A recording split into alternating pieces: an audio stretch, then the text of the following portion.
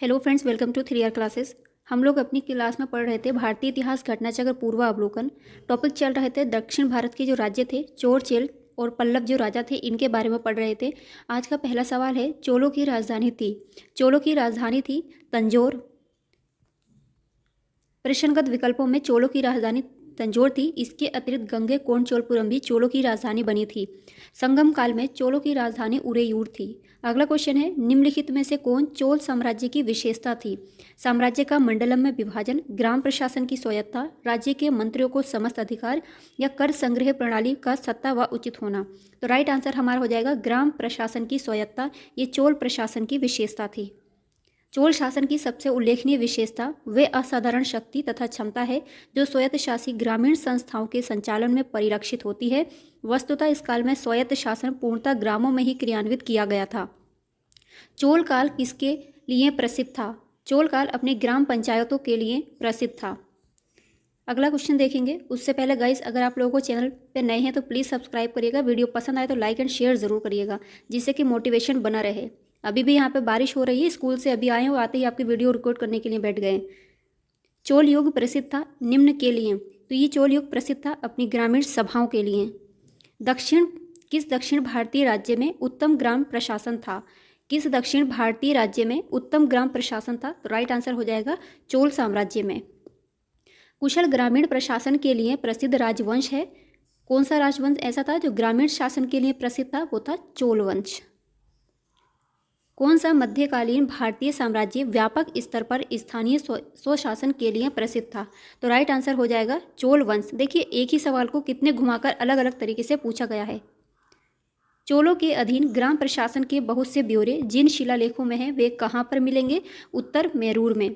चोलों के अधीन ग्राम प्रशासन में ग्राम सभा की कार्यकारिणी समितियों की कार्यप्रणाली का विस्तृत विवरण हम उत्तर मेरूर से प्राप्त लेखों के माध्यम से प्राप्त करते हैं। प्रत्येक ग्राम में अपनी सभा होती थी जो प्रायः केंद्रीय नियंत्रण से मुक्त होकर स्वतंत्र रूप से ग्राम शासन का संचालन करती थी। अगला सवाल है, चोल शासकों के शासनकाल में निम्नलिखित में से कौन सा वारियम उद्यान प्रशासन का कार्य करता था या प्रशासन का कार्य देखता था? टोट वारियम। चोलकालीन गांवों की गतिविधियों की देखरेख एक कार्यकारिणी समिति करती थी जिसे वारियम कहा जाता था। उद्यान प्रशासन का कार्य देखने वाली समिति को टोट वारियम कहा जाता है, जबकि संवत्सर वारियम को वार्षिक समिति, एरी वारियम को तालाब समिति तथा पूर्ण वारियम को स्वर्ण समिति कहते थे। इसका स्क्रीनशॉट ले लीजिए, ये आरओ में पूछा हुआ सवाल है, वो नया सवाल है ये। निम्न कथनों पर विचार कीजिए। चोलों ने पांड्य तथा चेर शासकों को पराजित कर प्रायद्वीपीय भारत पर प्रारंभिक मध्यकालीन समय में अपना प्रभुत्व स्थापित किया। चोलों ने दक्षिण पूर्वी एशिया के शैलेंद्र साम्राज्य के विरुद्ध सैन्य चढ़ाई की तथा कुछ क्षेत्रों को जीता। उपरोक्त कथनों में से कौन सा सही होगा? तो राइट आंसर हो जाएगा, ये दोनों ही कथन सही हैं। द्रविड़ देश में चोल आधिपत्य की स्थापना वस्तुतः परांतक प्रथम ने की थी। उसने मदुरै के पांड्य राजा को हराकर मदुरै कोंड उपाधि धारण की। राजराज फर्स्ट तंजौर अभिलेख के अनुसार सिंघल, किसका नाम है ये? श्रीलंका का। सिंघल श्रीलंका के राजा महेंद्र पंचम ने पांडे केरल चेर के राजाओं का एक संघ बनाया जो चोल नरेश राजराज प्रथम के विरुद्ध था।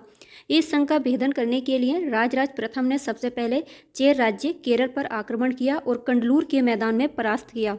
राजराज फर्स्ट एवं उसके पुत्र राजेंद्र फर्स्ट ने दक्षिण पूर्वी एशिया के शैलेंद्र साम्राज्य के विरुद्ध सैन्य चढ़ाई की तथा कुछ क्षेत्रों को जीत लिया। अतः कथन दोनों ही ये सही हैं। चोल काल में निर्मित नटराज की कांस्य प्रतिमाओं में देवाकृत प्राय है। क्या है? चतुर्भुज। चोल कलाकारों ने तक्षण कला में भी सफलता प्राप्त की है। उन्होंने पत्थर तथा धातु की बहुसंख्यक मूर्तियों का निर्माण किया। पाषाण मूर्तियों से भी अधिक धातु कांस्य मूर्तियों का निर्माण हुआ। सर्वाधिक सुंदर मूर्तियां नटराज शिव की हैं जो बड़ी संख्या में मिली हैं। इन्हें विश्व की श्रेष्ठतम प्रतिमा रचनाओं में शामिल किया जाता है। ये मूर्तियां प्रायः चतुर्भुज हैं। निम्नलिखित में से किसको दक्षिण भारत के विशेषकर चोल युग के स्थापत्यों की विश्व में श्रेष्ठतम प्रतिमा रचना माना जाता है? नटराज की मूर्ति को। चोल शासकों के समय में बनी हुई प्रतिमाओं में सबसे अधिक विख्यात हुई थी कौन सी प्रतिमा? अभी पढ़ा था, नटराज शिव की कांस्य की प्रतिमा। नटराज की प्रसिद्ध कांस्य मूर्ति किस कला का उदाहरण है? ये चोल कला का उदाहरण है। शिव की दक्षिणा मूर्ति प्रतिमा उन्हें किस रूप में प्रदर्शित करती है? ये उन्हें शिक्षक के रूप में प्रदर्शित करती है। बहुत अच्छा सवाल है, इसको नोट कर लीजिएगा। शिव की दक्षिणा मूर्ति प्रतिमा उन्हें गुरु शिक्षक के रूप में प्रदर्शित करती है। इस रूप में शिव अपने भक्तों को सभी प्रकार का ज्ञान प्रदान करते हुए माने गए हैं। इस रूप में शिव की दक्षिण दिशा में मुख किए हुए प्रतिमा स्थापित की गई है।